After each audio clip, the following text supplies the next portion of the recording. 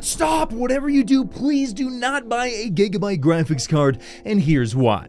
Let's talk about it. Before that, this video is brought to you by the Leapal Z1 Gamut portable monitor. The Leapal Z1 Gamut is a 15.6-inch Full HD portable display featuring Type-C, mini HDMI, and a 3.5mm jack, allowing for great compatibility. With its slim, lightweight design and IPS screen capable of displaying 178-degree viewing angles, you'll have no trouble working with this display whether you're in the comfort of your home or traveling. Not only that, but it comes with built-in speakers, and for a limited time, get $60 off by using my link and purchasing it on Amazon. So if you're looking for a great portable monitor, be sure to click the link in the description below. Alright, so what I'm about to say in this video is almost certainly going to severely damage my relationship with Gigabyte and possibly other AIB companies as well, so if I was looking forward to getting any cards from any companies anytime soon, yeah, that's probably about to go out the window after this video, but this story is just so ridiculous that I have to expose just how bad Gigabyte's processes are, because I think you guys are going to be shocked. Actually, some of you who own Gigabyte cards might not be shocked, but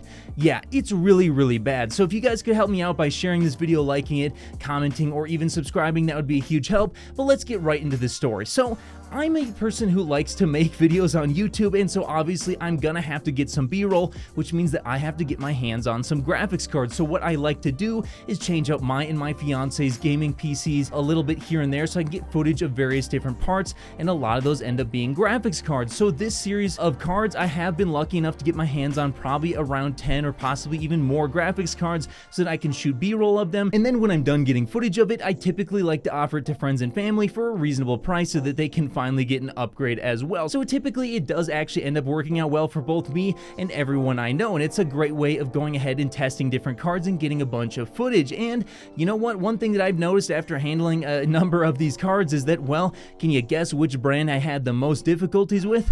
Yep, that's right, Gigabyte. Now, we're only talking about possibly like 10 cards here, so it's not going to be necessarily a huge sample size, but out of those 10 cards, I had 2 Gigabyte cards. One of them had major issues where if you didn't cap the frame rate, it would crash in every single game, so that was the card that was in my fiance's PC, and then one card that I actually gave to my friend, he ended up having all sorts of issues with that one as well, and it was just running so terribly that he had to go ahead and try and RMA the card, and this is where things get really bad, because yeah, you know what, getting a couple of cards that are bad, that could just be bad luck. We're only talking about probably 10 cards here. Now, for me personally, I'm probably going to take that as, yeah, I probably wouldn't put a Gigabyte card in my personal system, but it's not enough to recommend that you guys avoid them, as it's simply not a big enough sample size. But what I can do is not actually recommend Gigabyte based on my RMA experience and what other people have been saying online, because guys, it was really bad. Now, admittedly, it could have gone a little bit worse because they did actually end up approving the RMA, and they did eventually get around to fixing it, but the whole fiasco of getting them to fix it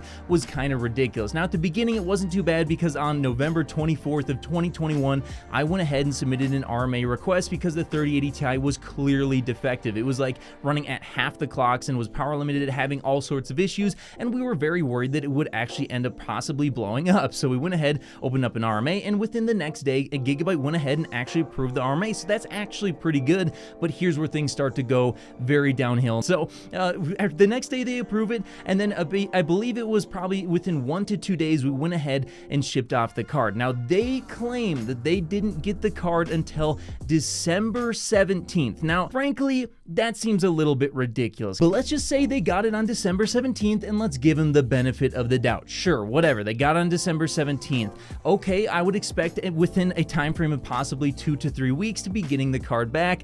Yeah, that didn't happen. Now, 3 or 4 weeks later, they did go ahead and update us that yes, in fact, the card was tested and it was actually defective. So we were correct, it was a defective card. But then after that, it took just such a long time for them to get around to actually fixing it. And to make matters worse, honestly, I think it would have taken even longer if we hadn't continued to bother them via email. After like the 3rd or 4th email, they finally got back to us and said something to the effect of like, oh yeah, we're working on trying to get a replacement right now, but we don't know when it's going to occur. If you want, we can possibly look into giving you a refund for your card, but we don't know if we can do that either. So yeah, it's not necessarily what I want to hear in an email, and we just decide, you know, let's go ahead and continue to wait it out and see if they can finally go ahead to fixing it. Honestly, I think because we continued to bother them with emails, they did go ahead and finally get to replacing it. But to me, this is just kind of ridiculous to say, oh, we don't know when we'll be able to get a replacement. It's like, really? You don't know when you'll be able to get a replacement? Meanwhile, every single week I see you selling this same card on places like Newegg. That's just just absurd. In my opinion, they could have replaced it possibly within a week or 2 weeks because they clearly have plenty of cards going out. I think it's just a matter of greed, them not wanting to send us a card, them wanting to delay it as long as possible and hoping that we just ask for a refund because honestly, they're probably making just so much money selling cards for their current prices right now that they probably just didn't want to go ahead and get to their RMA list. And I think that's what's going on here. Now, ultimately, from the time we shipped it in till the time we got it back, it was about 2.5 months before we got the graphics card. Now, with other companies like EVGA that have a very good RMA service, I typically would expect to get my card between 1 to 2 weeks from me sending it in. And honestly, they have a really great RMA service over at EVGA, and possibly they're a little bit above everyone else. And with other companies, maybe you would expect it to be 2 to 4 weeks max. But with Gigabyte, yeah, it was 2.5 months until we got our graphics card back, which is absolutely ridiculous and way beyond the point in which you would expect other companies to get this done.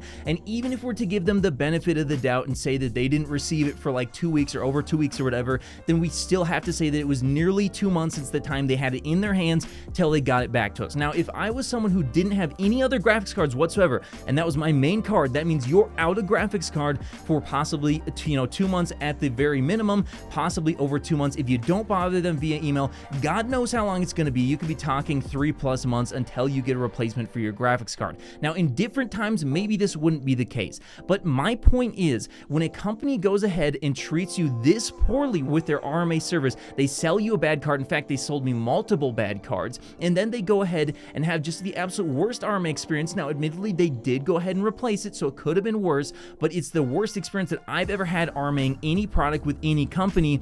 Taking that long, to me, that's more greed, them wanting to sell cards versus them wanting to take care of their customers, and to me, that's a huge red flag, and I'm just simply never going to be buying from Gigabyte whatsoever, ever again, with any product ever. I mean, you also have to keep in mind that they were just actually making power supplies that were very dangerous. If you haven't seen those videos, I honestly made a video on it a little while ago, and then after that, a bunch of videos were made by people like Gamers Nexus exposing just how much of a fire hazard their power supplies were. And then to make matters worse, if you want an RMA product, apparently, at least with their graphics cards, it's going to be a huge headache and it's going to take you a very, very long time. So to me, that just is the final nail in the coffin. I'm never going to buy any products from Gigabyte. Now, maybe in 2, 3, 4 years, I'll revisit their RMA service and their customer service and see how it is, and possibly at that time, I will actually change my tune and recommend them, as all companies can change. But right now, it looks like they're looking at greed over taking care of their customers, and that's just something I simply won't stand for when I'm purchasing a product. But hey, that's just what I think. What do you think about Gigabyte as a company? Let me know your guys' thoughts in the comments below, and of course,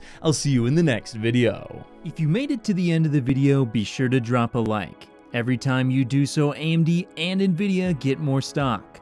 Also, if you want to see more, click here. You won't be disappointed.